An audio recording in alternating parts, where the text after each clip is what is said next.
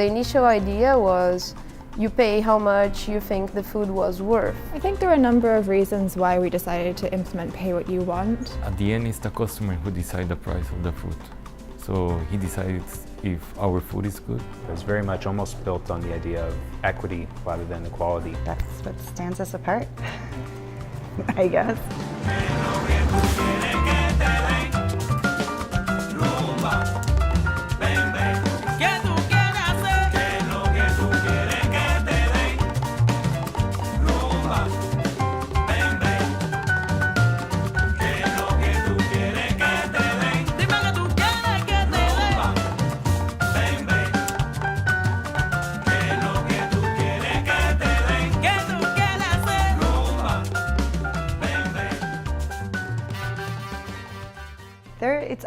There's probably two different reasons why we have Pay What You Want.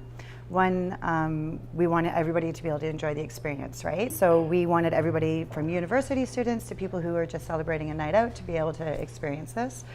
Second is a lot of people feel that when they go out for a meal, they're not really getting what they pay for.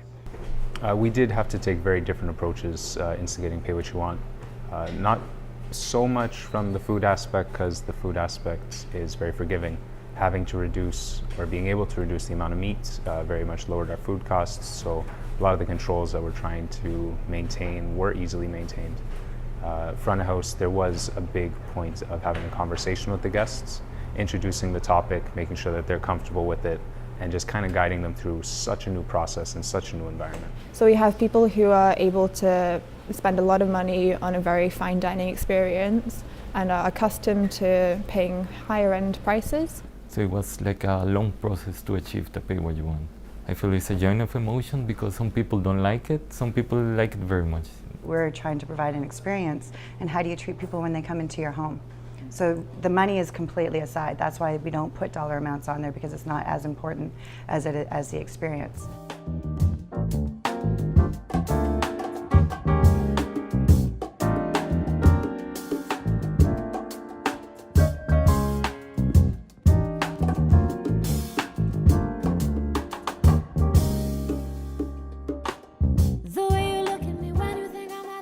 We try and make sure that people understand it is pay what you want. If you feel that it's this price, you can pay that. If you feel it's a much lower or much higher price, feel comfortable doing that. But I think a lot of people just weren't ready to see a concept like that and to just kind of freely give control of it. Some people would say that they wouldn't come back just because of how complicated the Pay What You Want was, which really surprised me, because I always expected that everyone would love to have the option of choosing how much you want to pay for the food, right? People put too much value on money, too much value. They're enjoying an experience. And as soon as there's a dollar amount there, some people even say to me, they're like, whoa, we never even thought about the money until at the very end of the meal, and that made us feel a little uncomfortable. One lady actually said, it made me feel good uncomfortable, because it shows just how much value people put on money, which isn't necessary.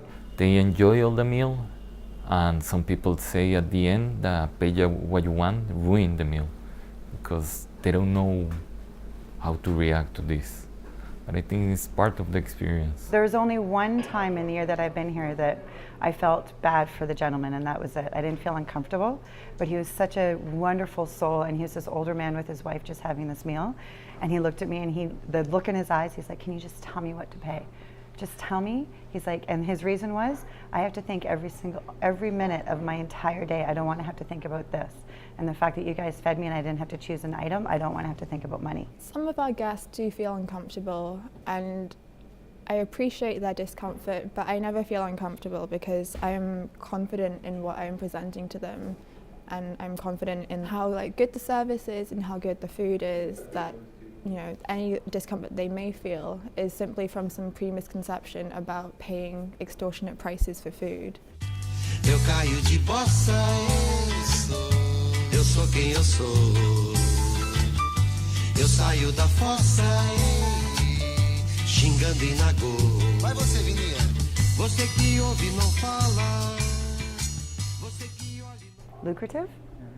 Is it worth it? It's worth it. It's definitely worth it.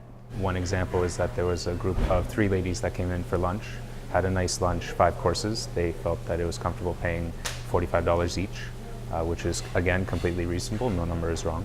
And then that same evening, we had 4 businessmen come in. They had 6 courses, not that very much different in food. Ambiance was a little bit different, but they felt that the experience was worth $150 each. I don't feel it personal when people pay less. It's their experience. They decide how they want to enjoy, how they want to enjoy this experience. You know, sometimes people will pay a very high price, and at the end of the day we find that those two extremes balance each other out. We never turn anyone away for the price that they are paying. It is kind of a bummer when you see people pay something that you think you personally don't agree with, or that you think doesn't fit with the whole equity standard. But at the same time, it was our motto, it is our motto, and we just have to kind of appreciate that they came and enjoyed it as much as they did, whether that's a lot or a little.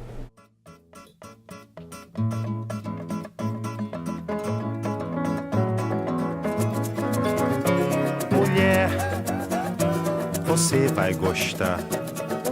Tô levando uns amigos. The peer management that we have, I think, is something very unique that makes us special. Peer management is a mutual decision where everyone in the work environment participates on the same level of opinion. The biggest challenge is people willing to step up and do things that are needed, right? Because when you're a manager, you have to take on all the roles. You have to do everything, regardless if you want to or not, because that's your job and that's your criteria. But in pure management, there's going to be a lot of people who just don't want to, so certain things fall through the wayside, or somebody who doesn't want to do it will step up. Not every person has the capacity of working without supervision, or not every experienced chef has the capacity of not being really authoritarian. But when everyone has the same goal, which is make this as good as we can, I think a boss is not necessary. I love the ideal of it, but to me it's an ideal. I do believe that ego can get in the way, because some people, for example, if they are taking on too much responsibility or more responsibility than their peers, which in a pure management system, their ego gets in the way. Because then they start thinking, I'm doing all this, blah, blah, blah. Or somebody who really wants to be the boss, their ego gets in the way. Yeah, it does. It definitely does. But that's where a lot of communication comes in with pure management, is say you have to really work on your communication in order for it to work properly.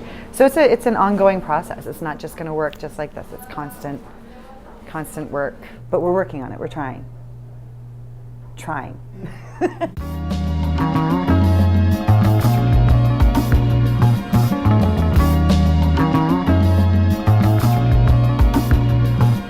Is this sustainable? Are we able to do the amount of good charity work that we would like to continue if we kept this system? Or would we be able to do something better in another way? It's an experience, it's tasting menu. The pay what you want is just one component. It makes it very unpredictable for what we are bringing home after a day's work. We're not just pay what you want. We're a restaurant that has incredible food, something that's not done either. And have you researched with Canada? Nobody else does this style of food either. So that's our main identity. This was just a bonus aspect of it, right? If pay what you want was to go, I would be disappointed for sure, but I would also understand why that would be the case.